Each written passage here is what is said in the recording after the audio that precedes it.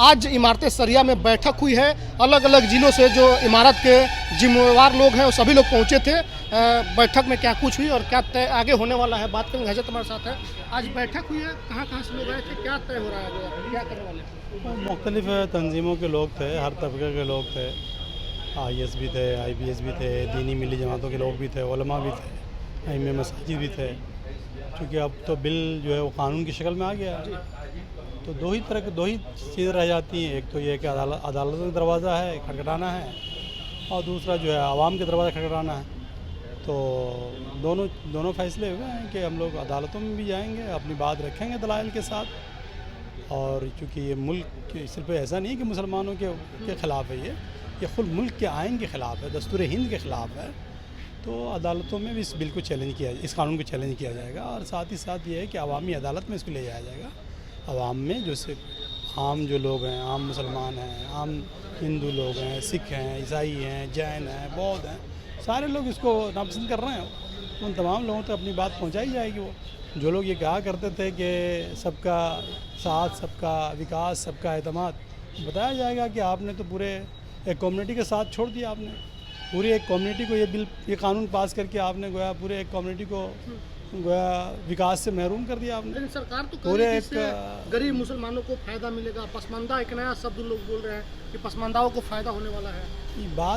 ये बात जो है कि आप भी लोगों के दरमियान रहते हैं, जिनके साथ एक भी पसमानदा आदमी ना हो, जिनके साथ एक मुसलमान ना हो, वो आदमी मुसलमानों को भला कैसे कर सकता है भाई? उसमें कौन सा शिक है जिससे मुसलमानों को भला होने वाला है? और वक्फ़ जो है वो किसी के भला करने के लिए नहीं है। जिसने वक्फ़ किया उनका जो मंशा होगा उसी मंशे के मुताबिक उसका इस्तेमाल होगा। आप उसमें और हम जो है अपना कोई दिमाग नहीं लगा सकते हैं। ये पहले से तयशुदा है। जो लिख करके वक्फ किया गया उसी पे हाँ, इस्तेमाल आपने वक्फ़ किया है कि ये फ़लाँ चैनल का ये रहेगा, तो वही उन्हीं का रहेगा। ये दूसरे चैनल को नहीं जा सकता है। ये पहले से तयशुदा है, इसलिए वाकिफ़ की मंशा के बगैर कुछ नहीं कर सकते हैं आप। और ये तो वक्फ बोर्ड किसके अधीन है? सरकारों के अधीन है ना। तो अब तक क्यों नहीं सरकार ने भला किया भाई? सरकार ने क्यों नहीं वक्फ बोर्ड का सही इस्तेमाल किया? ज़मीनें ज़ाय हो गई, कब्ज़ा हो गया, वक्फ बोर्डों ने कब्ज़ा किया। सच्चा कमेटी की रिपोर्ट ठाक पढ़ लीजिए, खुद JPC की रिपोर्ट ठाक पढ़ लीजिए। 70 से 80% ज़मीन पर तो गया वक्फ बोर्ड का कब्ज़ा ही नहीं है। 30 से 20% ज़मीन जो है वक्फ जायदाद जो है वो मिसमैनेजमेंट के शिकार है। ये JPC ने कहा है। ये कौन करवाया है? ये सारी चीज़ सरकार के पास थी ना, अभी भी सरकार ही के पास है। तो ये बिल्कुल ही अजीब व गरीब बात है। अब तो कानून बन चुका है हजरत, अब आप लोग क्या कर रहे हैं? कहा ना कि दो ऑप्शन हमारे पास रह जाते हैं। पर्सनल लॉ बोर्ड के पास, दीनी मिली जमातों के पास, सेकुलर पार्टियों के पास। सिर्फ मुसलमान नहीं भाई, वो आप पार्लियामेंट में दोनों ऐवानों में जो लोग एहतजाज कर रहे थे कौन लोग थे मालूम है आपको? अधिकांश उस मुसलमान के जी सब लोग कह रहे हैं वो। तो आप उनकी बात कीजिए ना। सब लोग ये कह रहे हैं 2 दरवाजे बच गए। एक अदालतों के दरवाजे, उसको खटखटाया जा रहा है। दूसरा जो है अवामी अदालत है, उसको भी हम दरवाज़ा खटखटा रहे हैं। पर्सनल बोर्ड ने ऐलान किया है कि शुक्रवार से शुक्रवार तक आंदोलन होगा। पर्सनल लॉ बोर्ड तमाम मुसलमानों का मुश्तरका प्लेटफॉर्म है, उनकी बातें भी मानी जाएंगी और उसकी रोशनी में जो काम है वो सब काम किया जाएगा। वो चलिए शुक्रिया। क्या हुआ आज बैठक में? निकल रहे हैं आप? क्या कर रहे हैं आप? अरे हम लोग लगातार जो है ना वक्फ एक्ट जो या तरमीमी बिल जो था उसके ख़िलाफ़ लगे हुए थे। जाहिर से मतलब एक्ट बन गया है, तो एक्ट बनने के बाद पहली मरतबा हम लोग यहाँ बैठे हैं और लाहमल तय किया गया। अमीर शरीयत ने सारे नुकात बताए कि किससे कहाँ ख़तरा है, कैसे है, तो उस पर एक लाहमल बनाया गया है। और all India Muslim personal law board का भी कुछ आया है वहाँ पे, तो उसके मुताबिक हम लोगों को काम करना है। और चूँकि सड़कों पर अब उतरेंगे आप लोग? अभी तक सड़कों पे उतरने का कोई फ़ैसला हुआ नहीं है। 2 रास्ते हमारे पास है। एक रास्ता तो कोर्ट का है जिसमें बहुत सारे लोग जा चुके हैं, क्योंकि जिस तंजीम से हम ताल्लुक़ रखते हैं उसका नाम है जमीयत उलमा बिहार, जिसके क़ायद जो है मौलाना अरशद मदनी है। तो सबसे पहली बार जो है वो सुप्रीम कोर्ट गए। और दूसरा रास्ता है अवामी कोर्ट में जाने का।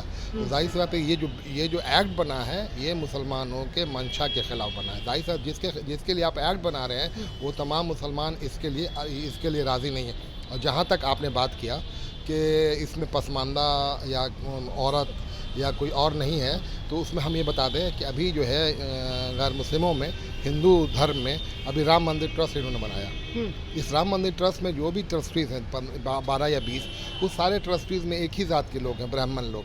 जाहिर से तो वहाँ क्यों नहीं डाला अपने पसमानदा को? पसमानदा हिंदू को, वहाँ क्यों नहीं डाला औरतों को, वहाँ क्यों नहीं डाला दलित को। जाहिर सी बात है कि आप वो काम नहीं करते हैं और दूसरे से वो तवक्का करते हैं। अगर मुसलमानों के बोर्ड में हिंदुओं को शामिल कर रहे हैं तो अपने बोर्ड में भी जो है या फिर अपने जो आप लोगों का है उसमें भी आप मुस्लिमों को सबको डालिए। तो ये कहाँ से इंसाफ है? ये यकसा जो हम लोगों को बराबरी का दर्जा मिला है, कहीं ना कहीं एक मुनज़्ज़म साजिश के तहत इस वफ़ को एक्ट को लाया गया है।